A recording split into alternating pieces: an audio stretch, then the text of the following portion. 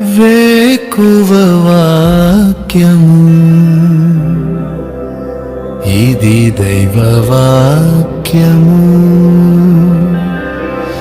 వేకువ వాక్యము ఇది దైవ వాక్యము. వేకువ వాక్యము ఇది దైవ వాక్యము. వేకువ వాక్యము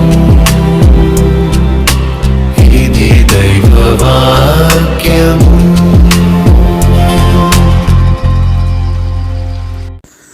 వేకువ వాక్యం కొరకై ఈ ఉదయకాల సమయంలో పరిశుద్ధ గ్రంథం దేవుని వాక్యంలో నుంచి సమూయేలు 2వ గ్రంథము 9వ అధ్యాయము 7వ వచనం.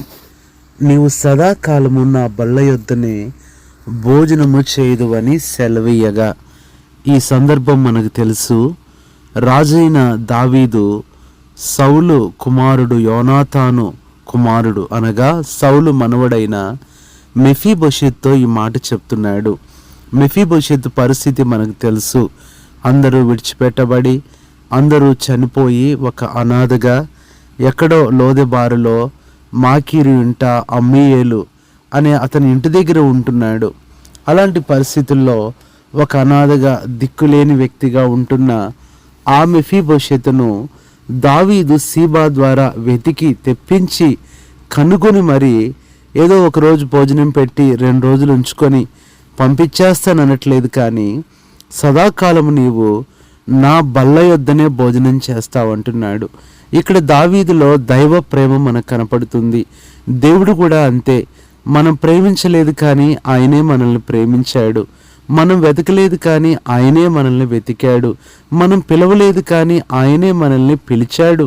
అంత మాత్రమే కాదు, దావీదు ఎలాంటి ప్రేమను చూపిస్తున్నాడో అంతకంటే ఎక్కువ దైవ ప్రేమను దేవుడు మన ఎడల చూపిస్తూ వచ్చాడు. రోమా 5:5 మనం చూస్తే, మనం పాపులమై ఉండగా, బలహీనమై ఉండగా, శత్రువులమై ఉండగానే దేవుడు మనల్ని ప్రేమించి మన కొరకు బలైపోయాడు. దావీదు ఎన్నో చేశాడు, కానీ ఒక లోటు ఉంది. మెఫీబోషెత్ కోసం తన ప్రాణం అర్పించలేదు. కానీ మన దేవుడు పరమ దావీదు ప్రభునేసు క్రీస్తు వారు మన కొరకు ప్రాణం కూడా అర్పించాడు.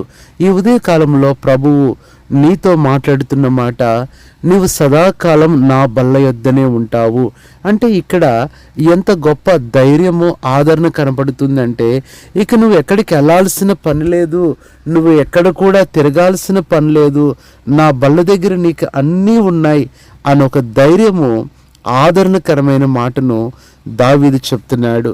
ఇది నన్ను దేవుడు కూడా తన భోజనపు బల్ల దగ్గర నిన్ను ఉంచాలని ఆశపడుతున్నాడు.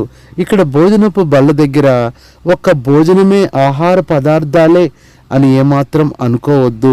ఈ భోజనపు బల్ల దగ్గర ఏం దొరుకుతుంది అంటే, దేవుని వాక్యం పరిశుద్ధ గ్రంథం బైబిల్లో నుంచి మనం చూసినట్లయితే కొన్ని విషయాలు మనం జాగ్రత్తగా చూస్తే, మొట్టమొదటిగా దేవుడు నిర్గమాకాండం 25వ అధ్యాయము 30వ వచనంలో నిత్యము నా సన్నిధి రొట్టెలను ఈ బల్ల మీద ఉంచవలను.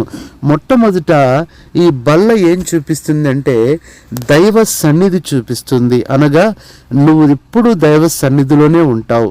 దైవ సన్నిధి నీతో ఉంటుంది.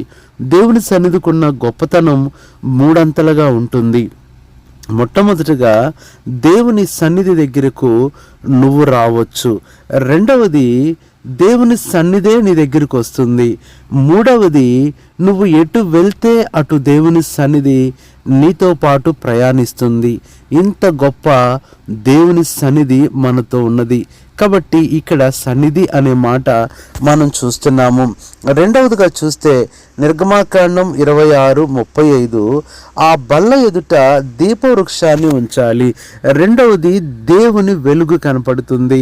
ఆ బల్ల దగ్గర ఎంతో ప్రకాశమానమైన దీపవృక్షం ఉంటుంది. రెండవది దేవుని వెలుగు నిత్యము నీకుంటుంది. దేవుని సన్నిధి నిత్యము నీకుంటుంది. దేవుని వెలుగు నిత్యము నీకుంటుంది. ప్రతి చీకటి అది పారిపోవాల్సిందే. మూడవదిగా చూసినట్లయితే 2వ రాజుల గ్రంథం 4:10లో షూనేమీరాలు గోడ మీద ఒక చిన్న గది ఎలీషా కొరకు కట్టించి అందులో అతని కొరకు మంచము బల్ల అని చెప్తూ అతడు వచ్చినప్పుడల్లా అందులో బస చేయవచ్చును. మూడవది దేవుని ప్రేమ. ఆయన భోజనపు బల్ల దగ్గర నీకు ప్రేమ ఉంది, నిన్ను ఎంత ప్రేమిస్తున్నాడు. నీ ఇంట్లో వాళ్ళు ప్రేమించకపోయినా, నీ సొంత వాళ్ళు ప్రేమించకపోయినా, ఎలాంటి ప్రేమను నువ్వు నోచుకోకపోయినా అందరికీ బదులుగా ఆయనే నిన్ను ప్రేమిస్తున్నాడు. కాబట్టి నువ్వు ధైర్యంగా ఉండు. ఇది మూడవది.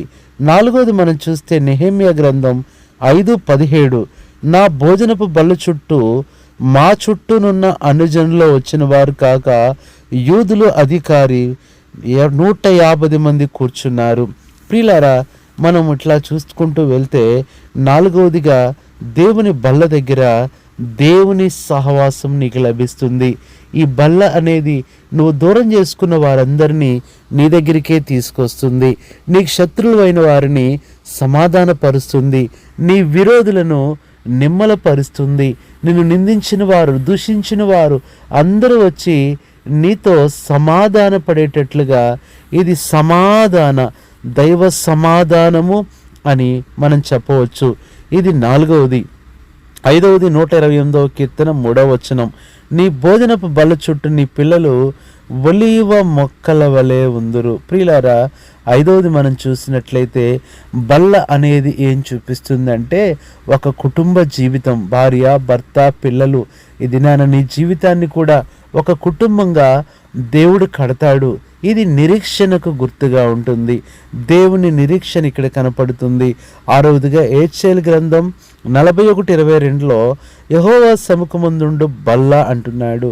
ఆరవది దేవుని సముఖము అనే బల్ల. అంటే ఇక్కడ దేవుని సముఖము అనగా ఆయన ముఖాముఖిగా నీతో మాట్లాడుతూ, నీకు సహాయం చేస్తూ, నిన్ను స్వస్థపరుస్తూ, నిన్ను బాగు చేస్తూ, నీతో ఉండే అనుభవము ఎల్లప్పుడూ నీకు ఉంటుంది. ఇది ఆరవదిగా చూస్తున్నాం.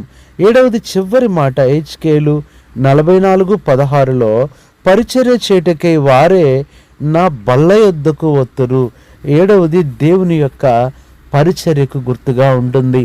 దేవుని పరిచర్య ఆయన నీకు అనుగ్రహిస్తాడు. నువ్వు పరిచర్య చేసే అనుభవంలో దేవుణ్ణి నుంచుతాడు. కాబట్టి ఈ భోజనపు బల్ల దగ్గర 1 రోజు 2 రోజులు కాదు, నువ్వు సదాకాలము ఉండేటట్లుగా దేవుడు పరమ దావీదులాగా నీతో మాట్లాడుతున్నాడు. మెఫీబోషెతులాగా నువ్వు కూడా కృంగిపోయి, అందరూ విడిచిపెట్టబడి, భయంలో, దిగుల్లో, వేదనలో, ఒంటరితనంలో, పేదరికంలో, నిస్సహాయ స్థితిలో ఉన్నావేమో. దేవుడు నీతో మాట్లాడుతున్నాడు.